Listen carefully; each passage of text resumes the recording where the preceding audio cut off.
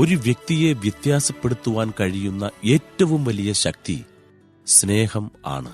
ഈ വിഷയത്തെപ്പറ്റി ഇപ്പോൾ പങ്കുവെക്കുന്നു bishop doctor K P. യോഹന്നാൻ. എൻ്റെ പേര് കെ.പി. യോഹന്നാൻ. നിങ്ങൾ കേട്ടുകൊണ്ടിരിക്കുന്നത് ആത്മീയ യാത്ര. പിന്നെ ഒരു മനോഹരമായ പാട്ടും. ആശ്വാസദായകൻ യേശു നയിക്കുന്ന ആത്മീയ യാത്രയിൽ പങ്കുചേരും.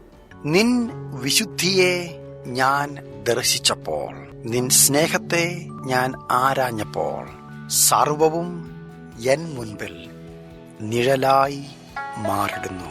ഒരു കാലത്ത് ഓരോ പ്രഭാതത്തിലും വളരെ പോസിറ്റീവ് എനർജി തന്ന ഒരു ആത്മീയ പ്രഭാഷണമായിരുന്നു ഇത്. ഒരുവിധം ക്രിസ്തീയ കുടുംബങ്ങളിൽ ഈ റേഡിയോ പ്രഭാഷണം വച്ചിരുന്നു. ഇദ്ദേഹത്തിൻ്റെ ആത്മീയ യാത്ര പ്രഭാഷണം കേട്ടുകൊണ്ടായിരുന്നു ഉറക്കമുണർന്നിരുന്നത്. ആകാശവാണിയിലൂടെയുള്ള ആത്മീയ യാത്ര എന്ന ശുശ്രൂഷ അനേകരെ സ്വാധീനിച്ചിട്ടുള്ളതാണ്.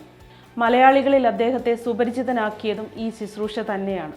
അപ്പർ കുട്ടനാട്ടിലെ നിരണത്ത് സാധാരണ കർഷക കുടുംബത്തിലാണ് കെ.പി. യോഹന്നാന്റെ ജനനം.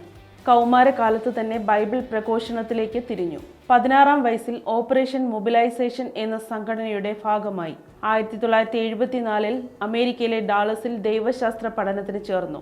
പാസ്റ്ററായി ദൈവവചനം പ്രചരിപ്പിച്ച് പിന്നീട് വൈദിക ജീവിതം. ഇതര മേഖലയിൽ സജീവമായിരുന്ന ജർമ്മൻ പൗര ഗിസല്ലയെ വിവാഹം ചെയ്തു. 1978 ഭാര്യയുമായി ചേർന്ന് തുടങ്ങിയ ഗോസ്പൽ ഫോർ ഏഷ്യ എന്ന സ്ഥാപനം ജീവിതത്തിൽ വഴിത്തിരിവായി. സംഘടന വളർന്നതോടെ നീണ്ട വിദേശവാസത്തിന് ശേഷം തിരുവല്ല ആസ്ഥാനമായി പ്രവർത്തിക്കാൻ യോഹന്നാൻ തീരുമാനിച്ചു. ലോകമെമ്പാടുമുള്ള വിശ്വാസ സമൂഹത്തെ ചേർത്ത് നിർത്തി 2003 ബിലീവേഴ്സ് ചർച്ച് എന്ന സഭയ്ക്ക് രൂപം നൽകി. ആതുര സേവന രംഗത്ത് സഭ വേറിട്ട സാന്നിധ്യമായി.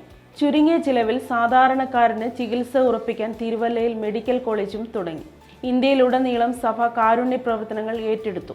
ദുരന്തമുഖങ്ങളിൽ കാരുണ്യ സ്പർശമായി 2017 ബിലീവേഴ്സ് ഈസ്റ്റേൺ ചർച്ച് എന്ന പേര് മാറുമ്പോൾ ലോകമെമ്പാടും വേരുകളുള്ള ക്രൈസ്തവ സഭയുടെ പ്രഥമ മെത്രാപ്പോലിത്ത സ്ഥാനം കെ.പി. യോഹന്നാനെ വിശ്വാസികൾ ഏൽപ്പിച്ചു. ഗോസ്പൽ ഫോർ ഏഷ്യ എന്ന പേരിൽ 1979 സുവിശേഷ പ്രസ്ഥാനം തുടങ്ങി രംഗത്ത് വന്ന കെ.പി. യോഹന്നാൻ ഏറ്റവും ഒടുവിൽ ബിലീവേഴ്സ് ഈസ്റ്റേൺ ചർച്ച് എന്ന പേരിൽ സഭ രൂപീകരിച്ച് സ്വയം മെത്രാപ്പോലിത്തയായി അവരോധിതനുമായി. തിരുവല്ല കുറ്റപ്പുഴ ആസ്ഥാനമായ ബിലീവേഴ്സ് സഭയോട് ചേർന്ന് believers super speciality medical college ആശുപത്രി സ്ഥാപിച്ചു. 52 ബൈബിൾ കോളേജുകൾ ഉൾപ്പെടെ 100-ലേറെ വിദ്യാഭ്യാസ സ്ഥാപനങ്ങളും സ്ഥാപിച്ചു. തിരുവല്ലയിൽ 200 ഏക്കർ സ്ഥലത്ത് ജൈവോദ്യാനം സ്ഥാപിച്ചു. 300ഓളം പുസ്തകങ്ങൾ രചിച്ചിട്ടുണ്ട്. അടുത്ത കാലത്തായി ബിലീവേഴ്സ് ഈസ്റ്റേൺ ചർച്ച് എന്ന പുനർനാമകരണം ചെയ്തത് പൗരസ്ത്യ ക്രൈസ്തവ ആരാധനാക്രമത്തോടുള്ള മതിപ്പും ആദരവും മൂലമാണ്.